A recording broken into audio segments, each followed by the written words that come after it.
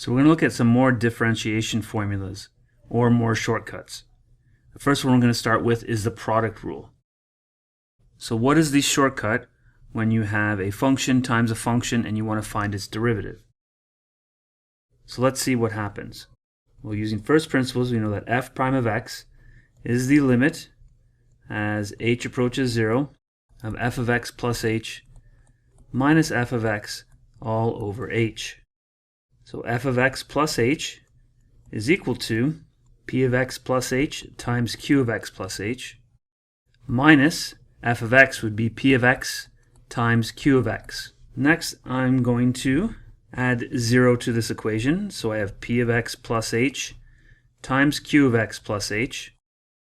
And then I'm going to add negative or minus p of x q of x plus h plus p of x q of x plus h minus p of x q of x all over h. So all I did was add 0 in a creative manner to help me prove the product rule. So this is equal to the limit as h approaches 0, and I'm going to split this up as p of x plus h q of x plus h minus p of x q of x plus h all over h, then plus p of x q of x plus h minus p of x q of x, again all over h. With our limit laws, we're going to split this up into two limits. This is the limit as h approaches 0 of the following expression, plus the limit as h approaches 0 of this expression. Notice in both those expressions, or both those terms, there's a common factor.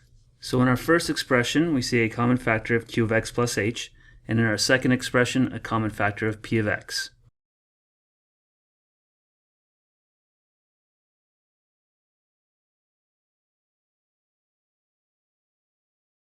Now if you take a look at our next line, we know that this is the derivative, p prime of x, and this is the derivative for q prime of x. For our first factor, if we let h equal 0, we get q of x. Our next factor is just p prime of x. That's the definition of the derivative. For our next factor, limit as h equals 0 of p of x, that's just p of x. And for our final factor, that is the derivative q prime of x.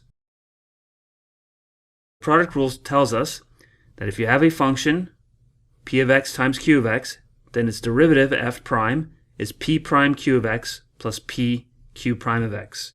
So let's take a look at an example. So without expanding, let's determine the derivative of the following function. So let's say that's p and that's q. Well, then f prime of x, remember, is going to be p prime q plus p q prime. The derivative of the function p, 3x squared minus 5, is just 6x, times q, which is 2x plus 1, plus 3x squared minus 5 times q prime, and the derivative of 2x plus 1 is just 2. And in some examples, you may need to expand and simplify that expression. Next up is the extended product rule. And the extended product rule states that if you have a function times a function times a function, then its derivative is going to be p prime times q times r, p times q prime times r, and p times q times r prime. And if you had 4, it would be the same idea. It would be p prime q rs, p q prime rs, p q r prime s, and p q r s prime. So that is what we call the extended product rule. We're going to use the extended product rule to prove our next shortcut.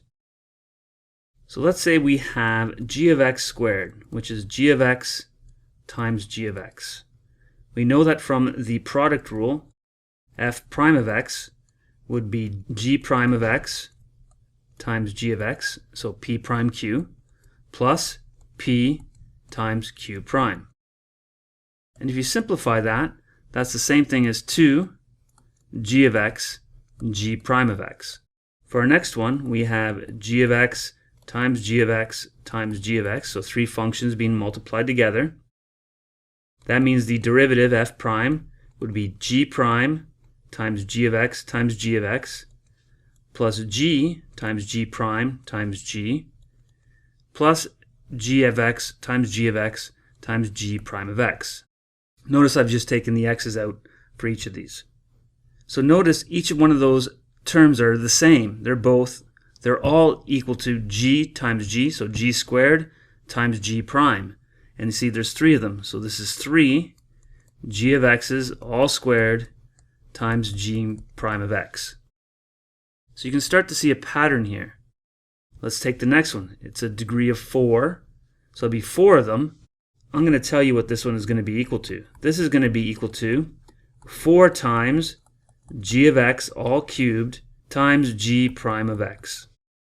And we can keep on going through this, but what about a general formula for any value of n? Take a moment, look at the last 3 examples, and tell me what would be a general formula for any exponent n for a function g of x. Well, you'd bring that exponent to the front, you times it by g of x to the exponent of n minus 1, and then times it by the derivative of that function, g prime of x. And this is called the power of a function rule.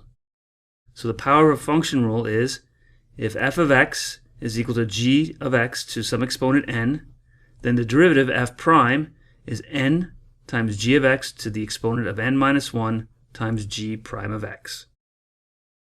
So let's look at our example. If f of x equals 3x squared minus 5 to the exponent 7, then the derivative of this function would be 7 times 3x squared minus 5 to the exponent of 6, then times the derivative of the inside, that's this here, 3x squared minus 5, which would be 6x. And if we simplify, that would be 42x times 3x squared minus 5 to the exponent of 6. And our final shortcut. So we have a product rule, we have the extended product rule, we have the power of a function rule, and now we have the quotient rule. What happens when you divide 2 functions? So if f of x equals p of x over q of x, and again q of x cannot equal 0, then the derivative almost looks like the product rule. It's p prime q of x minus p q prime of x, but then we're going to divide it by q of x squared. So if you have 2 functions, p of x over q of x, and you're dividing them, we're going to use the quotient rule to determine its derivative in a few steps. So let's go through a few examples using all these shortcuts. So let's start with the first one. F of x equals 2x plus 8 over the root of x. So you can imagine this as 2 functions, p and q. So therefore the derivative, f prime of x, well remember it's p prime q, so p prime is going to be 2x plus 8, its derivative is 2, times the square root of x, minus, since we're using the quotient rule, p, that's 2x plus 8, and the derivative of q. So we need to find the derivative of q. So q equals x to the exponent of 1/2, so its derivative is 1/2 x to the negative 1/2. So that's going to be 1 over 2 root of x. So there's the numerator, and don't forget for the quotient rule, it's going to be the square root of x all squared. So there's the derivative of that function. We can simplify this expression. That's 2 root x minus 2x plus 8 all over 2 root x. And this is over x. Notice there's a common factor of 2 in this term, so we're going to cancel that, and we're going to find a common denominator. Alright, so we cancel out the 2 and we multiply. So we're going to get 2 times root x all squared minus, and I'm going to cancel the 2 in the top, so I get x plus 4 over the square root of x all over x. So there's the top, there's the bottom. So this is 2x minus x plus 4, and if we flip and multiply, that gives me x root x in my denominator. And this will give me 2x minus x, so that'll be x minus 4 all over x root x. So hopefully I've done everything correctly, and this would be your derivative in simplified form. Do you need to simplify this? Not necessarily. If it said find the slope of the tangent at x equals 1, sub in 1 and find the slope using this very first equation here. If you want to find where the slopes of the tangents equal a 0 or a number, yes, you will need to get to a simplified form. Again, if there's any mistakes, please let me know. Second one, B. This time we have a function times a function, so I'm going to use the product rule. So I have g prime of x is equal to the derivative of the first one, if this is p and this is q.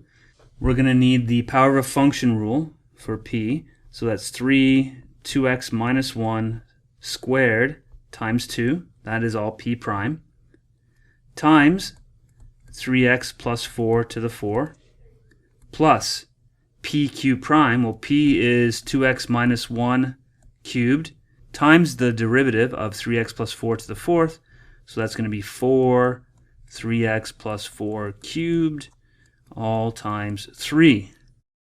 So let's simplify this just a bit. I get 6 times 2x minus 1 squared times 3x plus 4 to the 4th plus 12 2x minus 1 cubed times 3x plus 4 all cubed. Next step is the common factor. So you can see I can take out a 6 from here and here. I can take out 2 of these, which will take out 2 of these and leave me with 1. And I can take out 3 of these, which leaves me with 1 there, and those will be gone. So I'm going to take out a factor of 6, a factor of 2x minus 1 squared, and a factor of 3x plus 4 cubed. And what that leaves me with is 1, and I took out the squared, so that's gone, that's gone. That leaves me with 3x plus 4 plus 2 times 2x minus 1, because I've taken out all 3 factors of 3x plus 4 here. And this leaves me with the following expression. 6 times 2x minus 1 squared times 3x plus 4 all cubed, then times, if we simplify this, 7x plus 2. So expand and simplify, and you should get the following derivative. And the last example, C. Notice this looks like a quotient inside the function with an exponent on the outside. So I am going to start with the power of a function rule, then I'm going to need the quotient rule to take the derivative of the inside. So for this example, I get dy over dx is equal to, bring the 5 to the front, leave everything on the inside the same. That becomes the exponent of 4, then times the derivative of the inside. Well, that's a quotient. So it's going to be p prime q. So p prime is going to be 2 times q, 3x plus 4, minus 2x minus 1 times the derivative of q, which is 3, over 3x plus 4 all squared. So let's simplify this a bit. We get 5. I'm going to put that fourth into each, so I get 2x minus 1 to the 4th. Just putting the 4th into each of these factors. And then over here in the numerator, I get 2 times 3x, so that's 6x, minus 6x. 2 times 4 is 8, and then plus 3. So for the numerator over here, I'm going to get 11. And then for the denominator, I've got the 3x plus 4 all to the power of 4. But then I've also got the 3x plus 4 squared.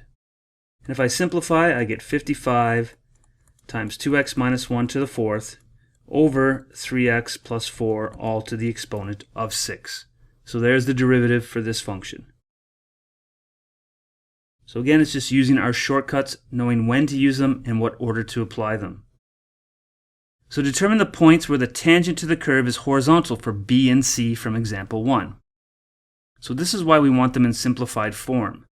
So I have some graph, and I want to find out where is the curve horizontal. Well, that's going to happen at these turning points.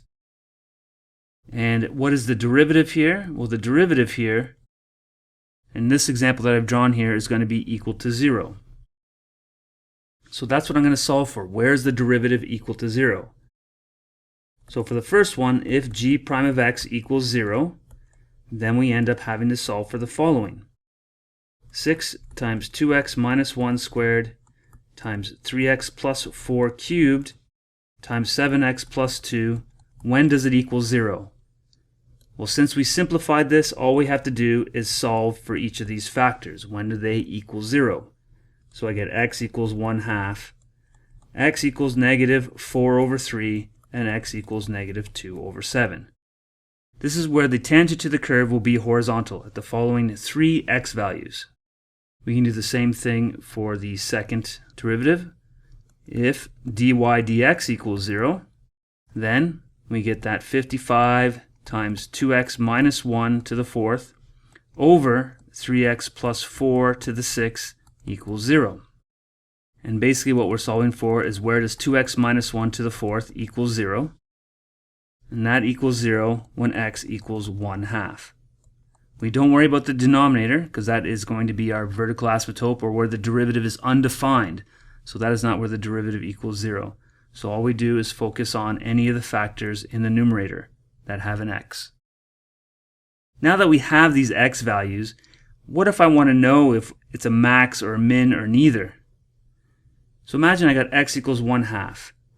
And there's two options. Either the graph looks like this, or the graph looks like this, if we have a max or a min. Or the third option is that it looks like this.